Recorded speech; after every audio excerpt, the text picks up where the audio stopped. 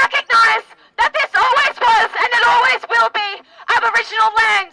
Always was, always will be. Aboriginal land. Always was, always will be. Aboriginal land. And it always was, it always will be. Aboriginal land. So our first speaker today is Nakshan Amir. He was a former IDF soldier and now he's dedicated his life to being a Palestine activist. He moved to Australia.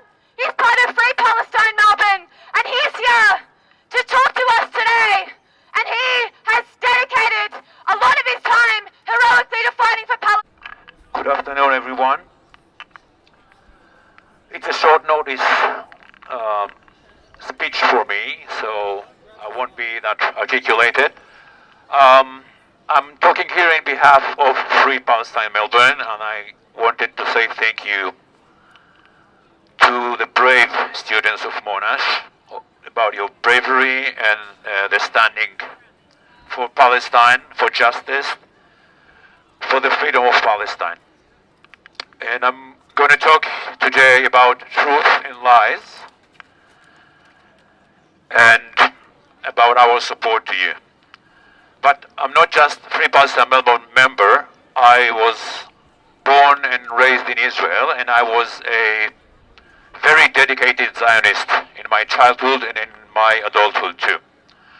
Not just Israeli, I joined the army and I was a combat officer in the army. I was part of the oppression of the Palestinians. I was there in Gaza, I was in Lebanon, I was in the Golan Heights, I was in the West Bank, in all these towns and cities that these people here that proudly standing here with the Israeli flag cannot even pronounce their name. I was there. I oppressed Palestinians in the days, and I humiliated mothers and kids in the nights in their houses. I did it because I grew up to the Zionist indoctrination, which is full of lies and false myths about the reality in Palestine since the beginning of the last century. That's what enabled me to think that we are the good people and the Palestinians, which we didn't even call them Palestinians, we called them Arabs, are the bad. That's what I did, what I do. Because as a child, when you are surrounded with all these lies and myths, you just don't know the reality.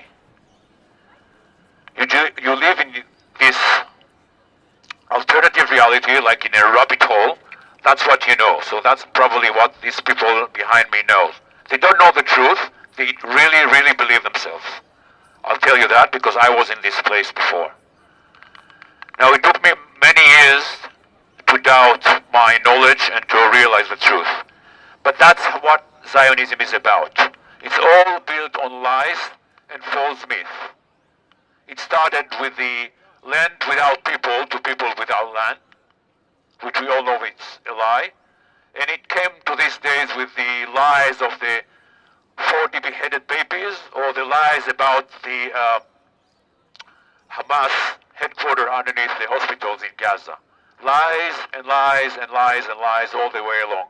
I can give you many examples. To name one,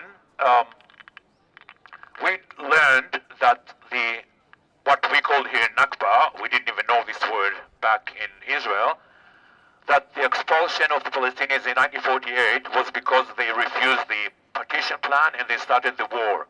And then they ran away from the villages. This is a lie, because I can quote you all the leaders of Zionism on the 30s, like 15 years before the Nakba. They said time and time again, Ben-Gurion and Osishkin and Vitkin and all the people that have names, have switched on the name in Israel, they said we will have to expel these people if we want a Jewish state. We will have to expel them. They call it transfer. We will have to transfer them to Iraq, to anywhere, if we want a Jewish state. So this is the truth. So the war in 1948 started on May 1948, and by this time, more than 200,000 Palestinians were already expelled from their houses. So the war started because Arab states came to help the Palestinians against the ethnic cleansing of Palestine. It's the other way around. The war started because of the ethnic cleansing, and it's not that the expulsion was because of the war. That's just an example for the lies. And I grew up through all these lies. I couldn't know anything else. That's why I joined the army proudly to do the job. Now, when your whole structure and your whole story to yourself is filled of lies, you have to keep lying and lying and lying. And that's why Zionism hates the truth. The truth is actually the big enemy of the Zionism. So that's why they murdered Shireen Abu Akleh 2 years ago, because she was on the ground and told the world the truth about what's going on in the West Bank. So that's why they prevent the Western media to get into the Gaza Strip in this genocide, so they won't be able to tell the reality on the ground to the world. Because the truth is the enemy. And when the truth is the enemy, you have to fight it. So that's why they deliberately murdered more than 140 journalists in Gaza in the last 7 months. That's why they murdered them, so they won't be able to tell the truth. And that's why they shut down Al Jazeera offices in Israel, because they're telling the truth. And the truth is the enemy. That's what Zionism is. And that's why when prominent Jewish people in the world, like Professor Naomi Klein or Professor Ilan Pappé, which is Israeli Jew, or Professor Avi Shlaim or Norman Finkelstein, were all coming up and support the Palestinians and telling the truth about Zionism, they called them, or they called me, self-hating Jew. As if I hate myself and don't let myself to eat ice cream because I hate myself. What a ridiculous way of thinking. Now the truth is that between the river and the Mediterranean Sea, there are roughly 15 million people, half of them Jews, half of them not Jews. So all these people deserve to have their rights and their freedom, whether they are Druze or Christians or Muslims or Jews. They all need to have the justice and freedom.